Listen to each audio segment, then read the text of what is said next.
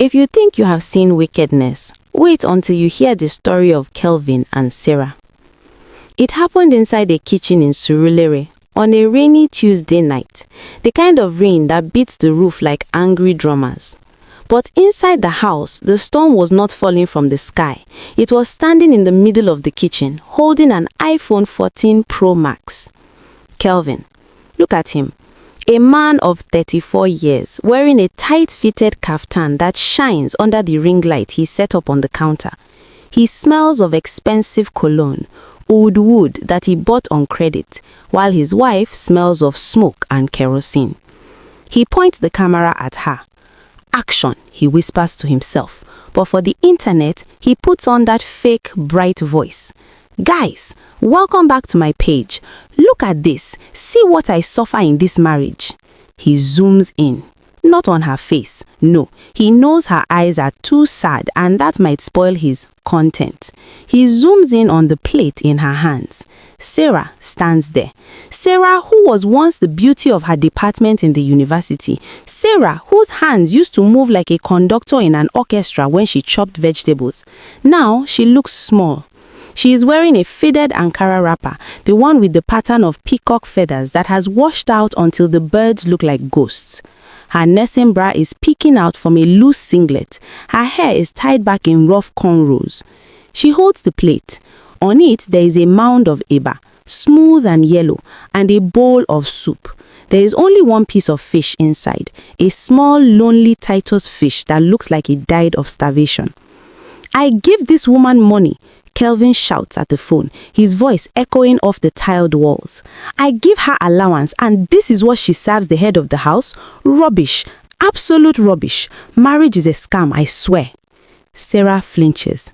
Just a small movement, like a leaf touched by fire. She doesn't speak. She knows the script. If she talks, he will say she is disrespectful. If she cries, he will say she is manipulative. So she stands, holding the tray like an offering to a god that hates her. Look at the plating. Kelvin laughs, a cruel, dry sound. Is this a home or a canteen in the motor park? Guys, drop a comment if your wife treats you like this. Let me know I'm not alone. He cuts the video. The smile drops from his face instantly. He looks at her with eyes cold enough to freeze water. Get out of my frame and take that rubbish away. I'm going to buy shawarma. He walks out, tapping away on his phone, already editing, already filtering, already preparing to feed his wife's dignity to the wolves of Instagram.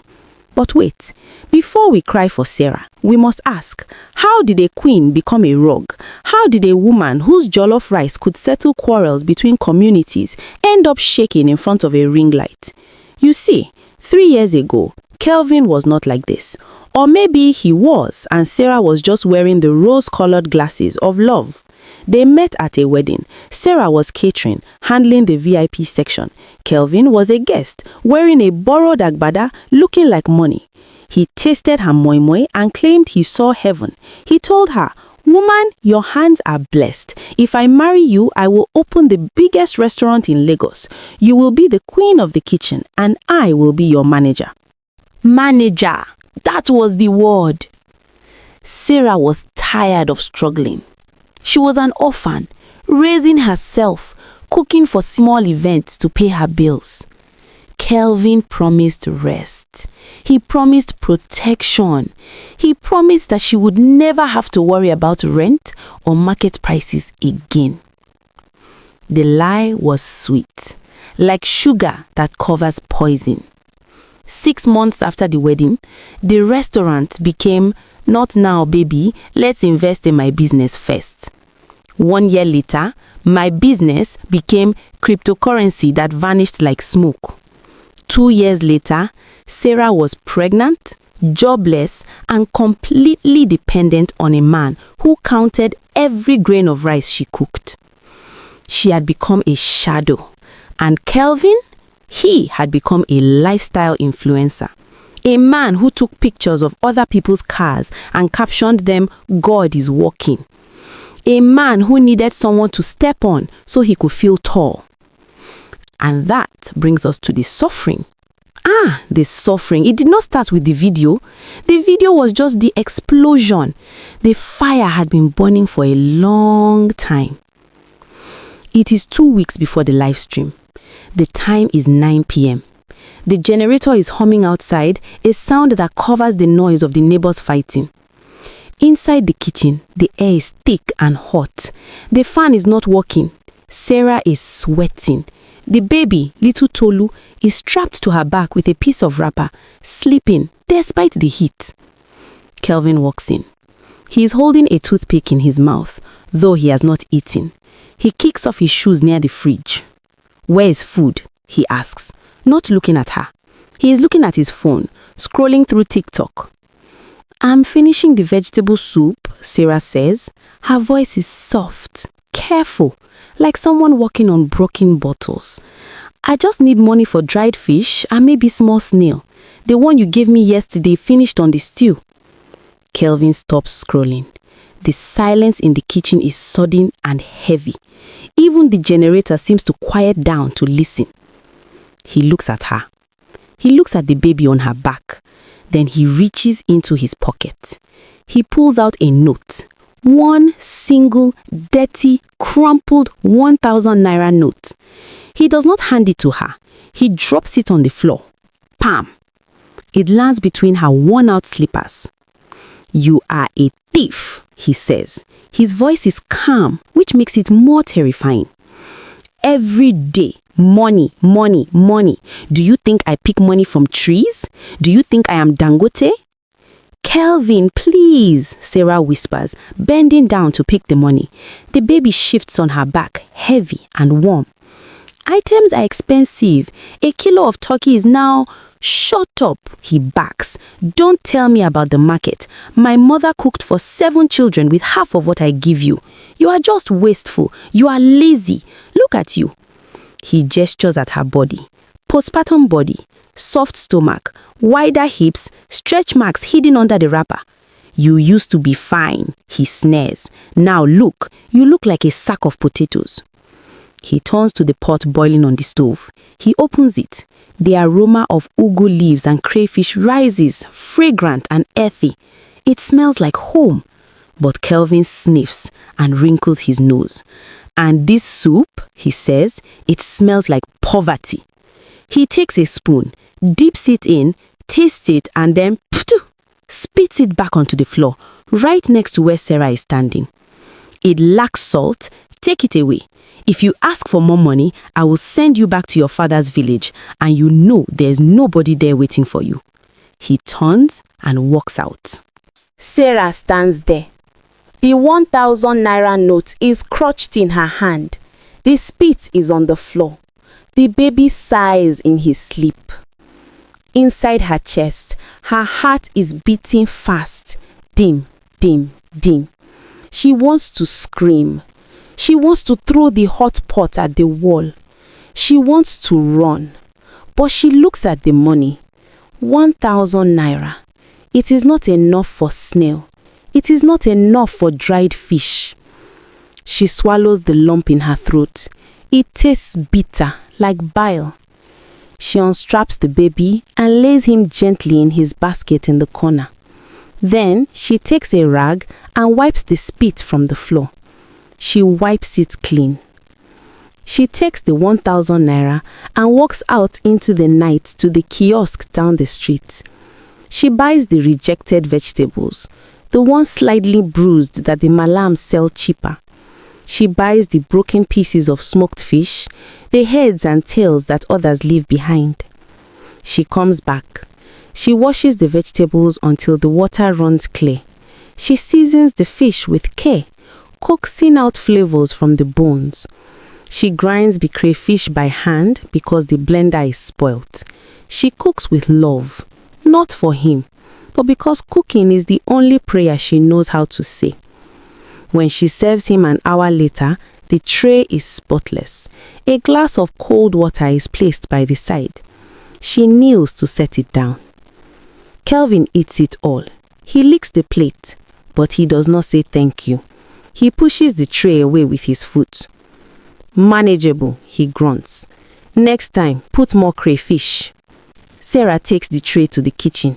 She sits on a small stool and eats the remaining eba with the pot scrapings. She eats in the dark so she doesn't have to see her reflection in the window. But what she didn't know was that this was only the beginning. The devil was just warming up. Hey, sorry to interrupt your listening for just a moment. If this story is speaking to you so far, I'd be really grateful if you'd subscribe and support the channel. It helps me keep creating more stories like this for you. Thank you. 3 days later, it is a Saturday. The sun is shining with that aggressive Lagos heat that melts tar on the road. Kelvin decides he wants to go to ShopRite. Not to buy groceries for the house, God forbid, but to buy drinks for a meeting he is hosting. He forces Sarah to come along.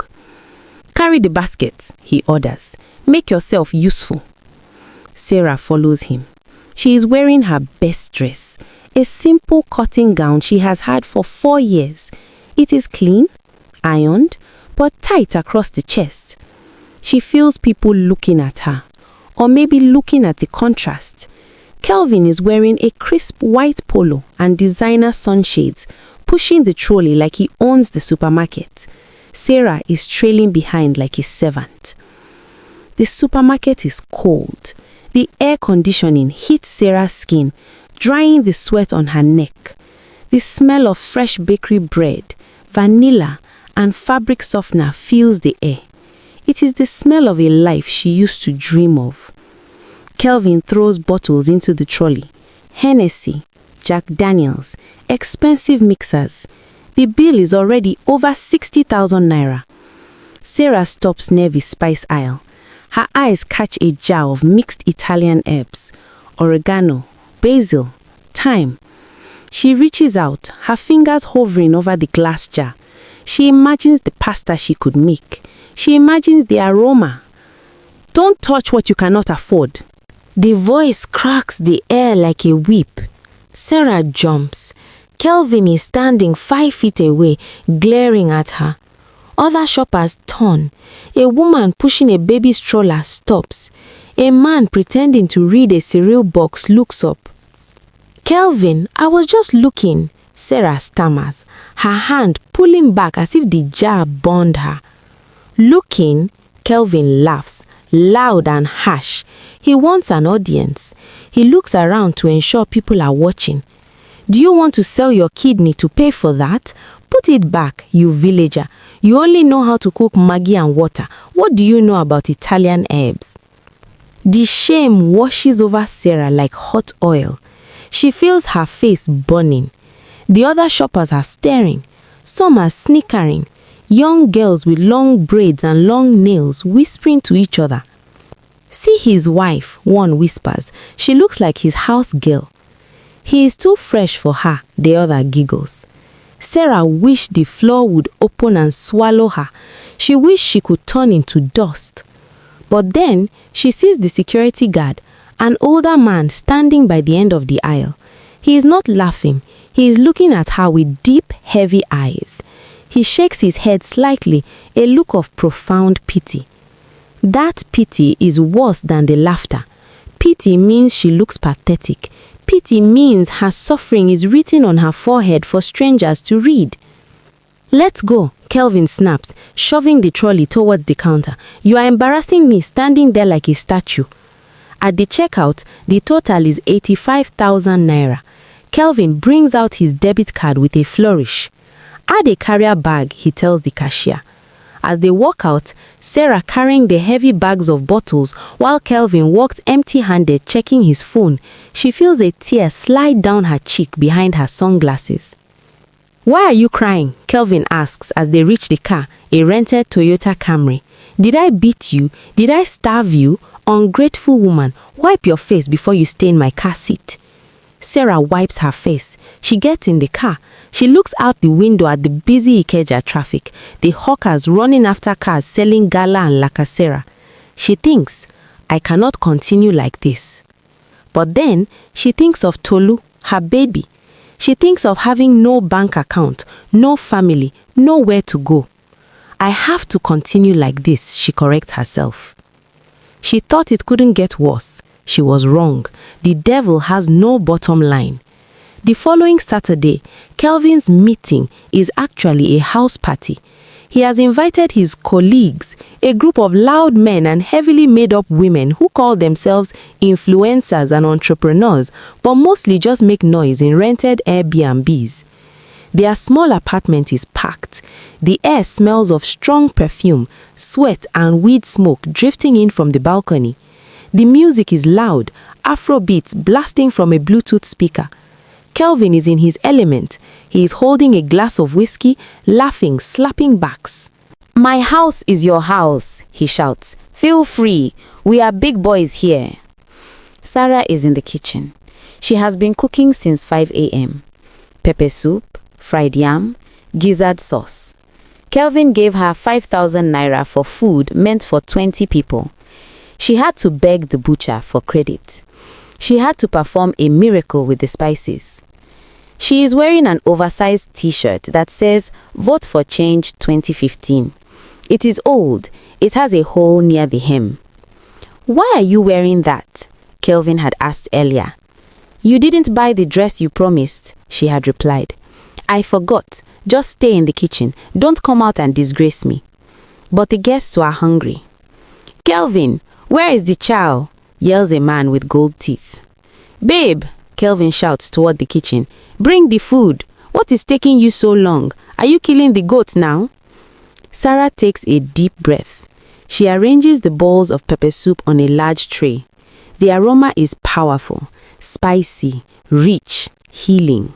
It is the only thing she has confidence in. She pushes the door open and walks into the living room. For a second, the room goes quiet. The guests look at her. They look at Kelvin in his starched native attire, and then at Sarah in her old political campaign t-shirt and wrapper. The contrast is violent. Says a woman sitting near the TV. It is Jessica, Kelvin's bestie. She is wearing a wig that reaches her waist and nails painted fire engine red. "Kelvin, is this your house help?" The room tenses. Sarah freezes. She looks at Kelvin, begging him with her eyes to defend her. "Say I am your wife. Say I am the mother of your son." Kelvin laughs. He throws his head back and laughs a loud, wicked laugh. "Ha ha ha ha ha. Sorry guys," he says, waving his hand dismissively.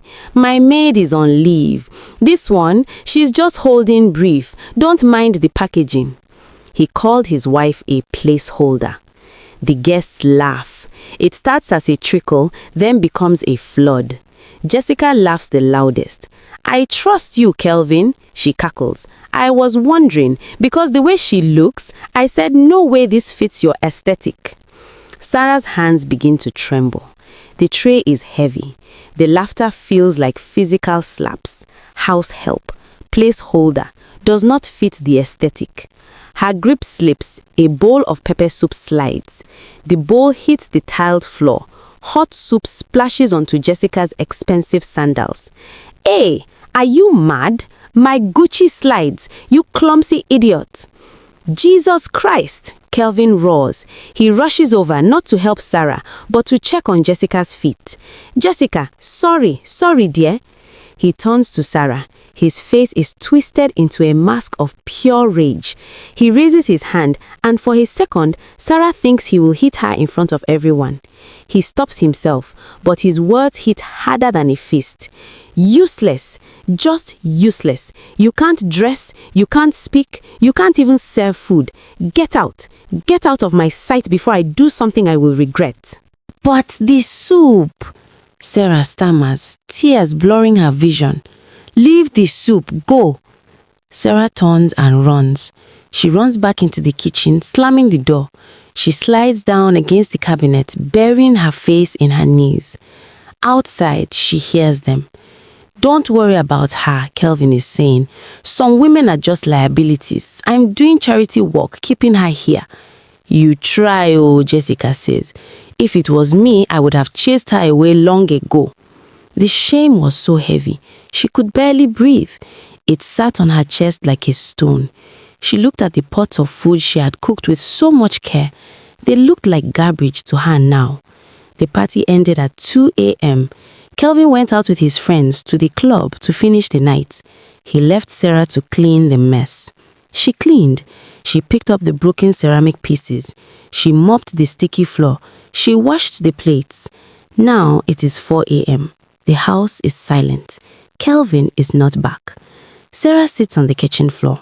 The live stream, the one from the beginning of our story, happened 2 days after the party. But tonight is the night her soul finally broke. She opens her phone, an old Android with a cracked screen. She has no data, but the neighbor's Wi-Fi is weak and open. She sees Kelvin's WhatsApp status. It is a video of him and Jessica at the club, popping champagne. The caption reads, "Real queens adjust each other's crowns. Keep your circle tight." Sarah looks at her hands. They are rough from washing clothes. They smell of onions and bleach. She looks at her reflection in the dark oven glass. "God," she whispers. Her voice is hoarse. "Am I a mistake?" She feels a hunger that is not for food. It is a hunger for disappearance. She looks at the knife block. For a second, just a second, a dark thought crosses her mind. If I end it, I won't have to hear his voice again. But then, a cry. "Tolu!" Sarah stands up, her legs shaking. She goes to the basket. She picks up her son. He is warm. He smells of milk and innocence. He looks at her with eyes that know only trust. She sits back down, clutching him to her chest. She rocks him. "I cannot leave you to the baby," she whispers. "I cannot leave you with him. He will starve you. He will laugh at you." She has no money. She has 200 naira in a tin cup hidden behind the rice bag. That is all. No family to call. Her parents are long buried. No friends. Kelvin chased them all away. She's at the bottom of a deep, dark well, and the water is rising. She closes her eyes. She does not pray the prayers of a churchgoer.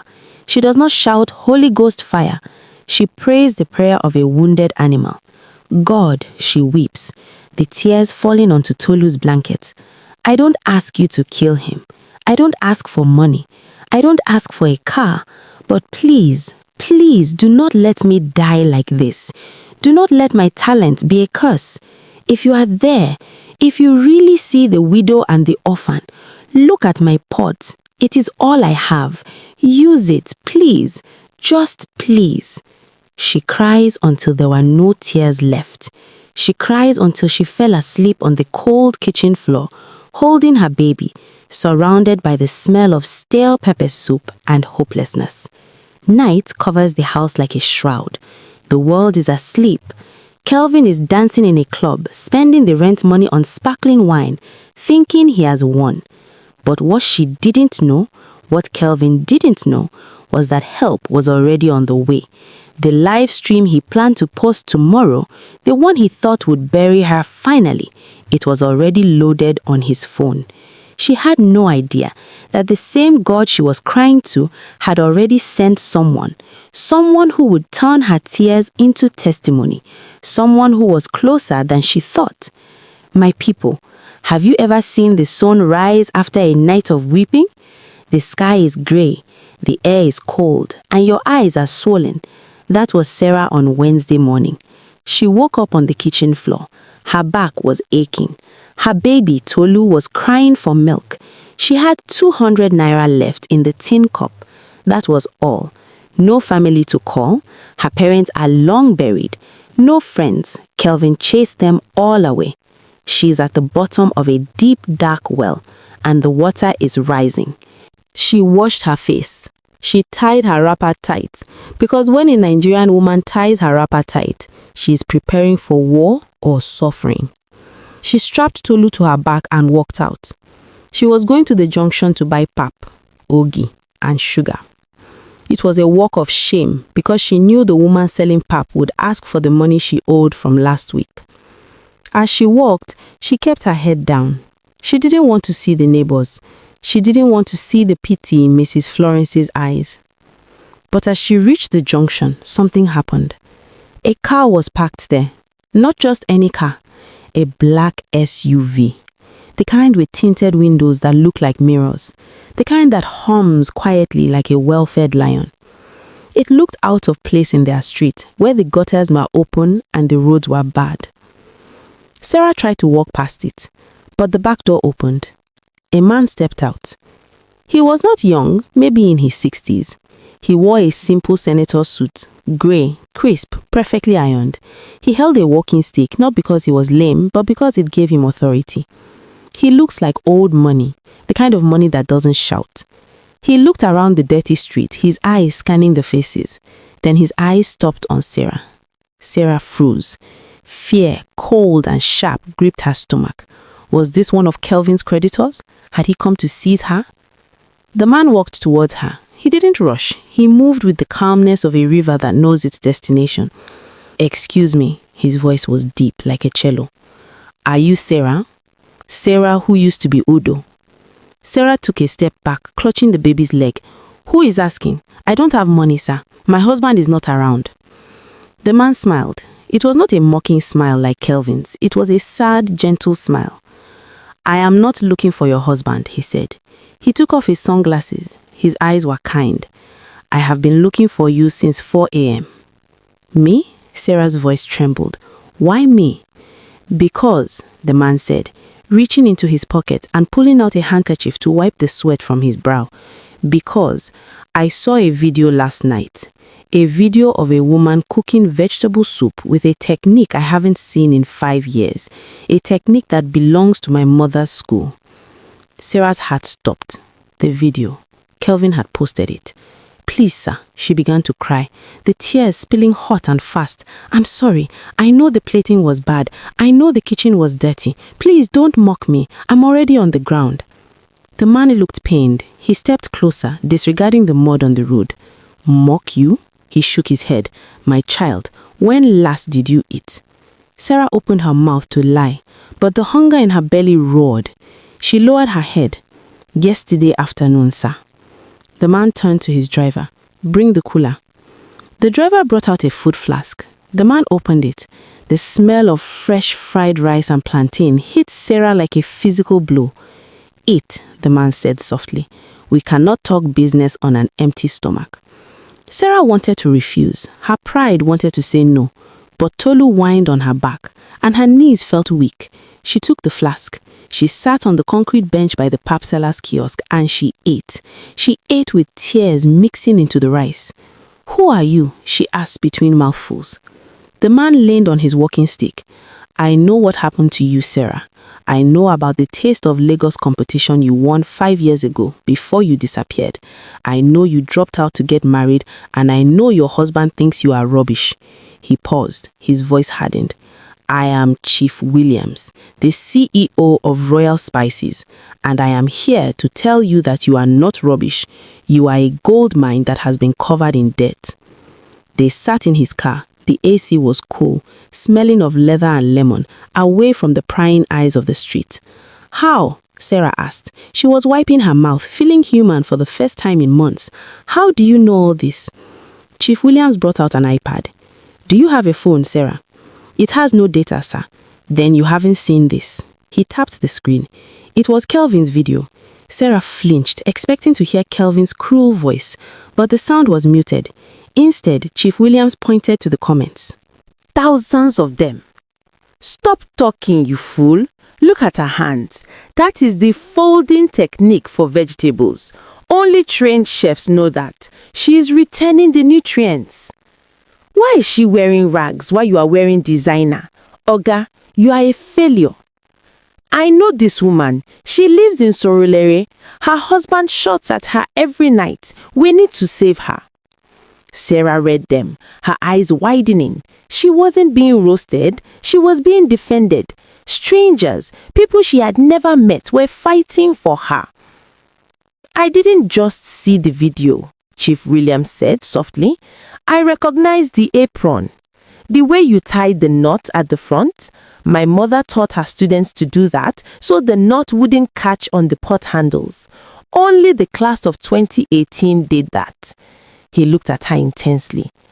"I also know," he continued, his voice dropping an octave, that on Tuesday night he threw 1,000 naira at you and told you to cook magic. I know he called you a liability during his live stream. Sarah gasped. How could you know exactly what he said? Chief William swiped the screen. He opened a folder labeled Evidence. It was a screenshot, a DM conversation. Sender, Kelvin Lifestyle. Receiver, Jessica Baby. Kelvin, babe, the video is blowing up. Engagement is crazy. I'm going to do a part 2 tonight. I'll make her cook with firewood so she looks even more wretched. People love this poverty porn. Jessica, LOL. Make sure she wears that Oggy wrapper. You are a genius, babe. Use her for content, then dump her. Sarah read the words. Use her for content, then dump her. The air left her lungs. She didn't cry this time. The pain was too deep for tears. It was a cold, numbing shock. He wasn't just cruel, he was calculating. He was selling her humiliation for likes. Where did you get this? She whispered. My social media manager used to date Kelvin's friend. When she saw the video, she remembered Kelvin. She knows his password. Men like Kelvin are arrogant. They use the same password for everything. Big boy Kelvin won. He took the iPad back.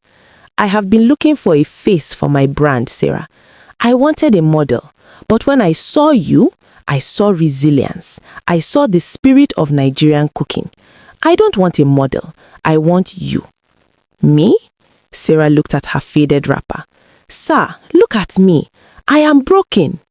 Broken crayon, still color, Chief William said. But I need you to trust me. Can you do that? Sarah looked at Tolu sleeping in her lap. She looked at the man offering her a lifeline. Yes, she said. I will do anything. Chief William smiled, and this time it was dangerous. Good, because we are going to make them pay publicly. Listen carefully, Chief William said. His tone shifted from benevolent uncle to business tycoon. On Saturday, my company is hosting the Taste of Lagos Gala. It is the biggest food event of the year. Every influencer, every chef, every brand will be there. He leaned forward. I have already sent a DM to your husband. Sarah's eyes widened. To Kelvin? Yes, I told him that I saw his video. I told him I was impressed by his content creation skills. I invited him to the gala to discuss a brand ambassadorship. Sarah frowned. But why? Why give him what he wants? Because Chief William said, tapping his walking stick, a man like Kelvin is blinded by his own reflection. If I invited you, he would lock you in the house. But if I invite him and tell him to bring his prop, he will bring you to the slaughterhouse himself. He opened a notebook. Here is the plan. He will come home today excited. He will tell you to get ready.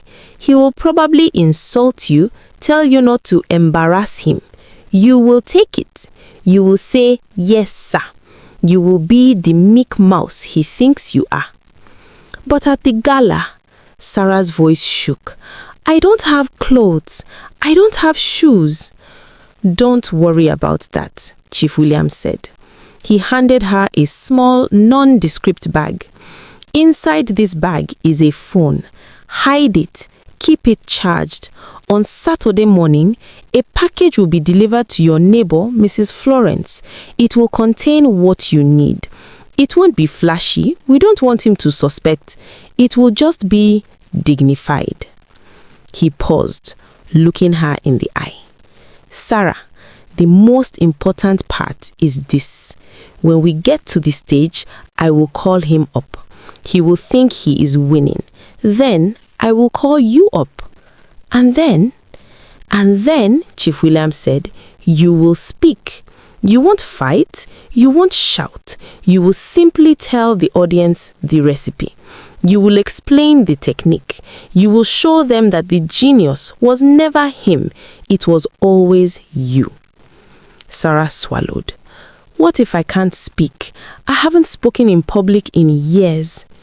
You won't be speaking to the crowd, Chief Williams said gently. You will be speaking to the pot. Just cook with your words. But what if he hits me? He won't, Chief Williams said, his voice cold as ice, because by the time I am done with him, he won't be able to lift his head in this Lagos, let alone his hand. Sarah looked out of the window. The sun was fully out now. The world looked different. The same streets, the same gutters, but the air felt charged.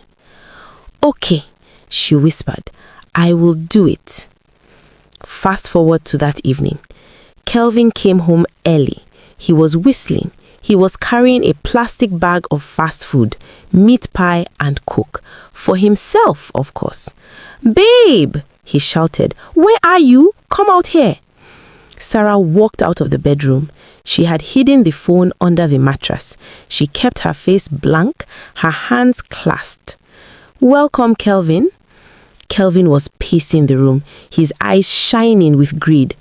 God has picked my call. You see, I told you this influencing thing would pay off. I told you. The Chief Williams slid into my DM. Ha! He laughed, crumbs flying from his mouth. He wants to make me the ambassador for Royal Spices. Me, the face of the brand. He said he loved my video. He said my direction was genius. He looked at Sarah with disdain. See, even when you cook rubbish, I can turn it into gold. I am the talent here. Sarah bit her lip. She remembered Chief Williams' words.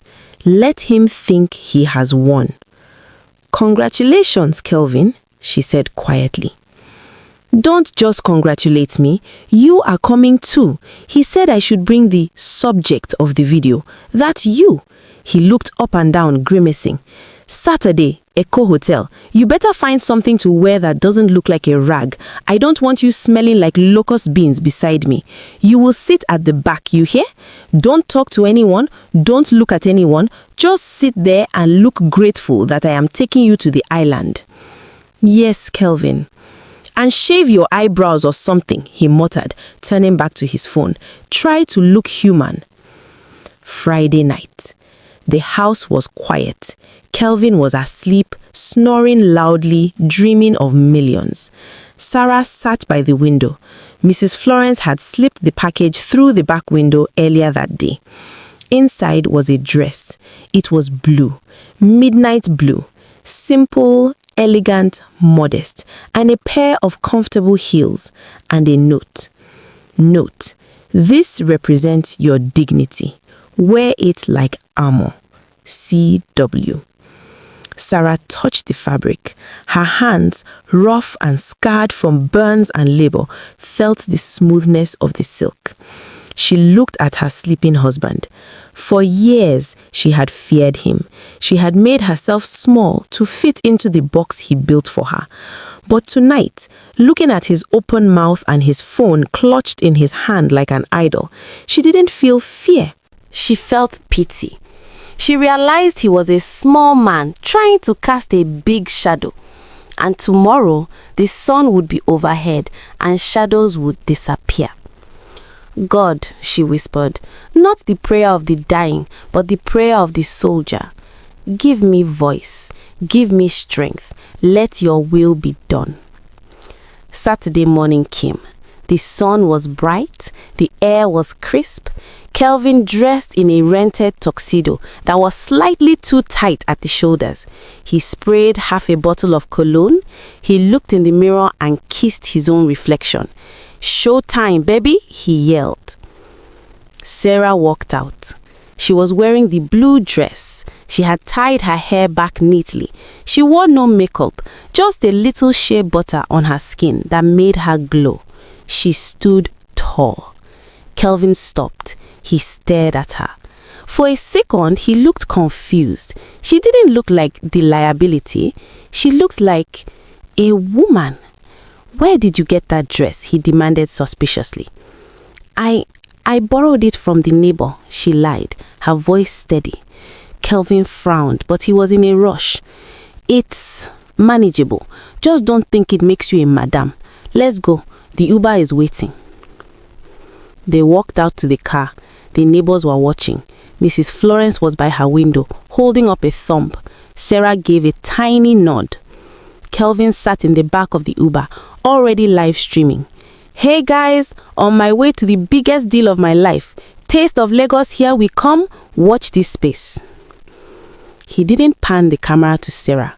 She sat beside him, silent, looking out the window as the third mainland bridge flashed by. The water below was calm, hiding its depth. She clutched her purse. Inside was the secret phone. Kelvin laughed at his own joke on the screen. He had invited the world to witness his coronation. But what he didn't know, what he couldn't see, was that he was not the king in this story. He was the sacrifice. The car turned into the gates of Echo Hotel. The flags were flying. The red carpet was rolled out. The trap was set. The audience was ready, and justice was about to be served publicly. My people, if you have never been to the Echo Hotel Grand Ballroom on a Saturday night, let me paint it for you. It smells of money.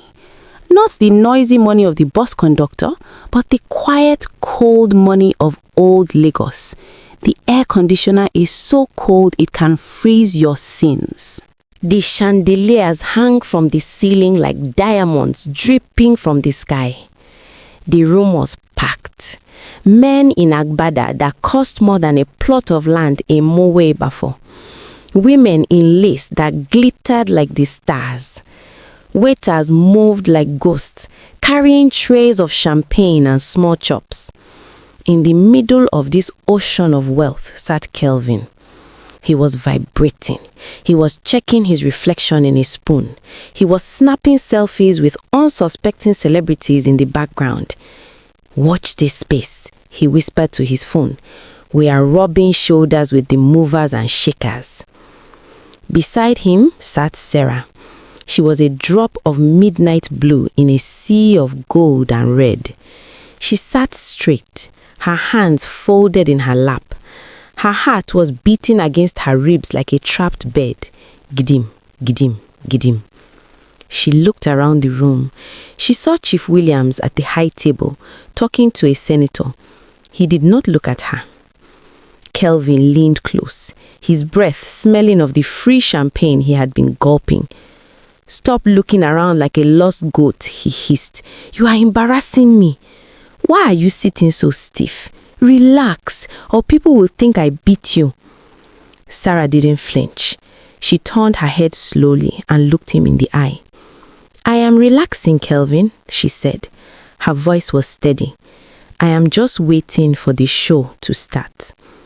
Kelvin frowned. He didn't like her tone. It lacked the fear he was used to. But before he could slap her with words, the lights dimmed. The room went silent. A spotlight hit the stage. A voice boomed from the speakers. Ladies and gentlemen, welcome to the Taste of Lagos Gala. Tonight, we unveil the future. The crowd clapped. Kelvin clapped the loudest, looking around to make sure people saw him clapping. This is it, babe, he grinned, gripping Sarah's arm painfully. Daddy is about to hammer. If only he knew that the hammer was about to fall on his own head. Chief Williams took the stage. He looked regal in white. He held the microphone like a scepter. Tonight, Chief Williams said, his voice rolling over the crowd, we are looking for authenticity. We are looking for the heart of Nigerian cooking. We saw a video this week that touched us deeply. Kelvin nudged Sarah. That's me. That's my video. I would like to invite Mr. Kelvin and his wife, Sarah, to the stage. The spotlight swung through the darkness and landed on their table. The crowd applauded politely. Kelvin jumped up. He buttoned his tight tuxedo jacket. He waved to the crowd like a politician. He grabbed Sarah's hand and practically dragged her toward the stairs. Smile, he gritted through his teeth. Don't trip, you clumsy fool. They climbed the stage. The lights were blinding. The heat was intense. Kelvin stepped in front of Sarah, blocking her from the audience. He reached for the microphone from Chief Williams. Thank you, Kelvin beamed, his voice booming.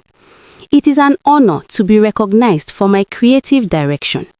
You know, creating content is hard work, dealing with difficult talent. He gestured vaguely behind him at Sarah, rolling his eyes comically. A few people in the crowd chuckled, mostly his type of people. Jessica, sitting near the front, let out a loud, "Woo, go Kelvin!" Kelvin, emboldened by the laugh, decided to go for one last kill, one last joke to show who was boss. You know, he laughed, leaning into the mic. My wife here was so scared to come tonight. She said, Kelvin, I don't have shoes for this place. I told her, babe, don't worry. They have kitchens in Echo Hotel too. You will feel at home. He paused for laughter. Silence. A few uncomfortable coughs. The joke landed like a whetstone in mud. It was too mean, too sharp for a polite crowd. But seriously, Kelvin continued, sweating a little now, trying to recover. She's a good woman, a bit slow, you know, village mentality. But I polish her up. I am the diamond in the rough. She is just the rough. He laughed again, a nervous, high-pitched sound. Sarah stood behind him. She didn't shrink. She looked at Chief Williams. Chief Williams looked at her. He gave a microscopic nod. Chief Williams stepped forward. He didn't take the mic from Kelvin. He simply pointed to the giant LED screen behind them. Kelvin, Chief Williams said, his voice cold. Before you continue, I think we should watch the creative direction you are so proud of. The screen flickered to life. It was huge, cinema size. Kelvin smiled, expecting to see his edited, filtered video, the one with the funny sound effects and captions. Instead, the screen showed raw footage. It was the live stream, but the audio had been enhanced. Kelvin's voice booming from the speakers. Guys, look at this mess. Is this a wife or a refugee? Look at the plating. 500K bride price for this? The crowd gasped. Hearing it on a phone was one thing. Hearing it amplified in a ballroom was violence. Then the video cut. It showed Sarah's hands, zoomed in, high definition, chopping vegetables with a rhythm that was pure poetry, searing the fish, folding the sauce. It was art. Then the screen went black. Text appeared. Direct message log. Kelvin to Jessica. Kelvin, I only gave her 1 key so she stays humble. I used the house rent money to buy those Balenciaga sneakers. Jessica, lol, she's so stupid. Does she know you're at the club? Kelvin, she thinks I'm at a business meeting. I left her crying in the kitchen. Let her cry. Tears add salt to the soup. The silence in the ballroom was total. It was the kind of silence that happens when a coffin is lowered into the ground. Kelvin turned around. He saw the messages. His face went grey. The mic in his hand started to shake. This is fake, he stammered. This is AI. It's a deep fake. Chief Williams stepped closer. Is it? He pressed a button. A voice recording played. It was unmistakably Kelvin's voice, slurring slightly from drink. Chief Williams is an old fool. Once I get that contract, I will dump Sarah and move Jessica into the main house. I just need the brand deal first. The crowd erupted. Hey! Shouted a woman in the front row. See wickedness. Jesus! Cried another. Kelvin looked at the crowd. He looked at Jessica, who was currently sliding under her table, trying to become invisible. Chief Williams took the microphone from Kelvin's limp hand. You wanted to shame her for her cooking? Chief Williams asked, his voice shaking with controlled rage. You wanted to sell her pain for likes? Now the world knows the truth. He turned to Sarah. He offered her the microphone. "Sarah, the floor is yours." Sarah stepped out from behind Kelvin. She took the mic. Her hands were trembling, but she held it tight. She looked at the crowd, hundreds of faces all looking at her. She looked at Kelvin, who was sweating, mouth open, looking small and pathetic. She took a deep breath. "The soup in the video," she said. Her voice was soft, but the speakers carried it to every corner. "It is called offensala with a twist. I didn't have money for fresh fish, so I used the heads of the smoked fish. I boiled them for 2 hours to extract the marrow. That is the flavor you saw. That is the magic he couldn't understand." She looked at Kelvin. "I am not a refugee. I am not a liability. I am a chef. And you are just a man who is afraid that I will shine brighter than you." The applause started slowly. One person, then two, then the whole room stood up. It was a roar, a wave of sound washing over Sarah, cleansing her of the shame. Kelvin panicked. He looked around like a rat trapped in a bucket. "No, listen," he screamed, trying to grab the mic back, but Chief Williams blocked him with his walking stick. "She's lying. She's playing the victim. I made her. I bought her that dress." "Liar!" someone shouted from the back. It was Mrs. Florence, the neighbor. How she got in, nobody knew, but she was standing on a chair. "You bought nothing. You owe 3 months' rent, you thief." "Security!" Chief Williams backed. 2 men in black suits, built like mountains, stepped onto the stage. Kelvin tried to run. He actually tried to dodge them. "Don't touch me. Do you know who I am? I am an influencer. I have followers." "You are a disgrace," one of the guards said, grabbing Kelvin by the collar of his rented tuxedo. He dragged him, literally dragged him. Kelvin's feet scrambled on the polished floor. "Sarah!" Kelvin screamed, desperate now. "Baby, tell them I'm your husband. Don't let them do this." Sarah watched him. She didn't look away. She didn't smile. She didn't cry. She just watched him get smaller and smaller as they hauled him toward the exit. "Don't call me baby," she whispered into the mic, and the whole room heard it. "My name is Sarah." And then the ultimate betrayal. As Kelvin was being dragged past Jessica's table, he reached out to her. "Jessica, help me. Call my lawyer." Jessica, seeing the cameras pointed at her, seeing the disgust on the faces of the Lagos elite, made a choice. She stood up, grabbed her glass of red wine, and threw the contents in Kelvin's face. "Get away from me," she shouted, playing the role of her life. "I didn't know you were married. You told me you were single. You deceiver."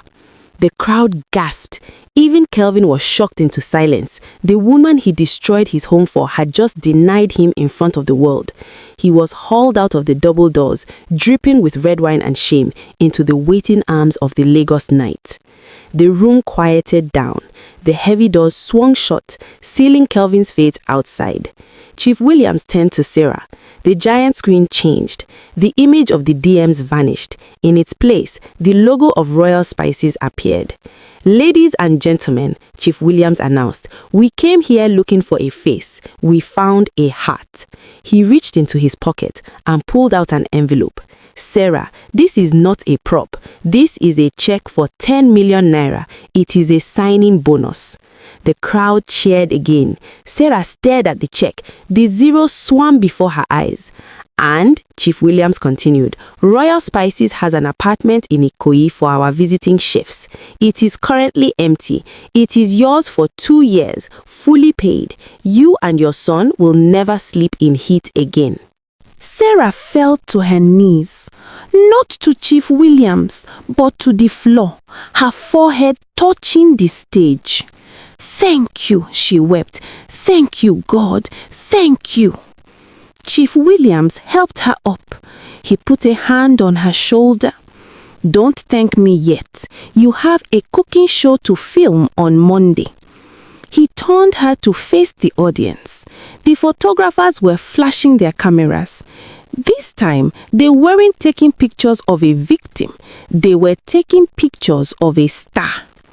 Sarah looked into the blinding lights. She thought of the cold eba. She thought of the 200 naira in the tin cup. She thought of the prayer she screamed on the kitchen floor. She realized then that God doesn't always answer with fire.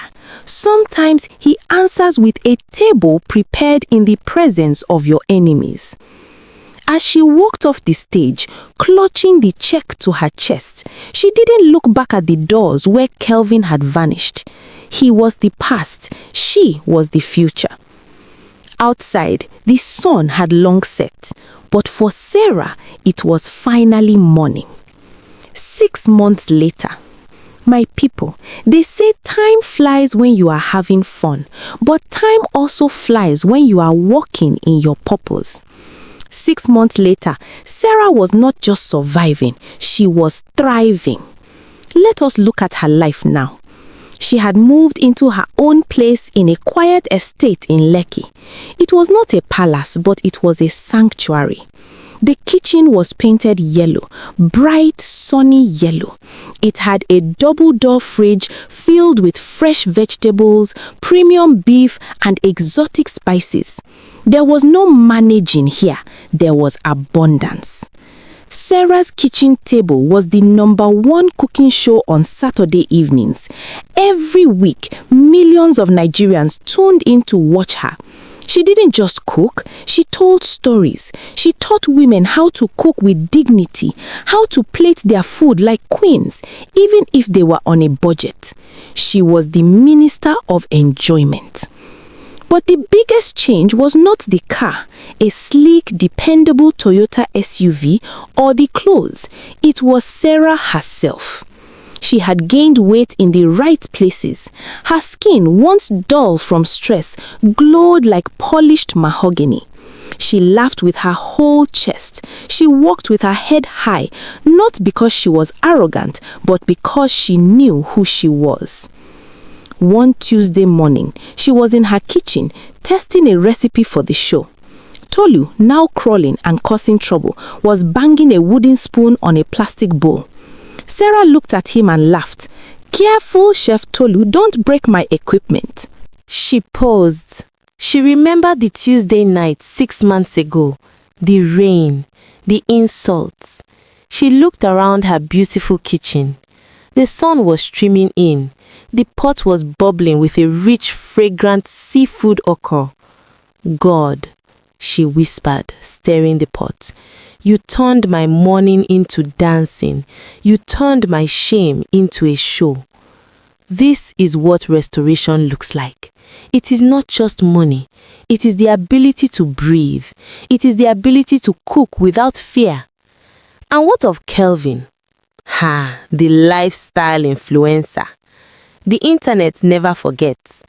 After the gala, the video of him being dragged out became a meme. #Kelvin the Clown trended for 3 weeks. He lost every follower. He lost his credibility. He lost his voice. His landlord evicted him the next day. Apparently, he hadn't paid rent in 6 months. Jessica blocked him on every platform. Now, he lives in a small face me, I face you room in a waterlogged part of the mainland.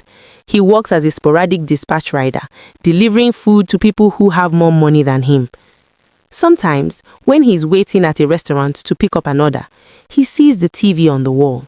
He sees Sarah. She's smiling, holding a jar of royal spices, telling the world to cook with love. He watches her. He sees the woman he called rubbish, shining like the sun. He looks down at his phone, at his empty DMs, at his cracked screen. He realized too late that he was holding a diamond, but because he was a stone, he treated her like a rock. Now she is in the crown and he is in the dust. So, my people, what have we learnt? Close your eyes, listen to me. This story is not just for entertainment, it is for instruction. Lesson 1. Do not mistake silence for weakness. Kelvin thought because Sarah was quiet, she was stupid. He thought because she endured, she was weak. But silence is a strategy. Sarah didn't fight him in the mud. She saved her energy for her craft. While he was making noise, she was making excellence. And when the time came, her excellence shouted louder than his noise. Lesson 2. Your gift will make room for you. Sarah didn't have connections. She didn't have a godfather. She had a pot and a spoon. But she did that work with all her heart. She plated that 500 naira food like it was 50,000 naira. Be faithful in the little things. Excellence has a way of summoning kings. Chief Williams didn't find her because she was begging. He found her because she was working. Lesson 3. Be careful who you call useless. This is for the men and the women too. That person you are looking down on today, that partner you are treating like a rag, you don't know their tomorrow. The stone that the builder rejected has become the cornerstone. Treat people with respect, not because of who they are, but because of who you want to be. Lesson 4. Vindication is better than revenge. Sarah could have slapped Kelvin. She could have cursed him on stage, but she didn't. She let the truth do the work. When God fights for you, He doesn't just win. He humiliates your enemies without you lifting a finger. The best revenge is a life well lived. My people, I know some of you are watching this with tears in your eyes. Maybe you are in your own scene 1 right now. Maybe someone is making you feel small. Maybe you are cooking your own pot of suffering. I want to tell you, hold on. The director of your movie has not yelled cut yet. The script is still being written. Tell me, have you ever been underestimated? Have you ever had a Kelvin in your life who tried to dim your light? Tell me in the comments. Let us share our testimonies. If this story gave you hope, share it. Send it to your sister, your mother, your friend who needs to be reminded of her worth. Subscribe. Join our community. Here, we tell stories that heal. We tell stories that empower. Final prayer. May the God of Sarah visit you. May your secret tears turn into public cheers. May those who gathered to mock you stay to clap for you. And may your pot never run dry. Thank you for listening. Until the next story, keep cooking with love.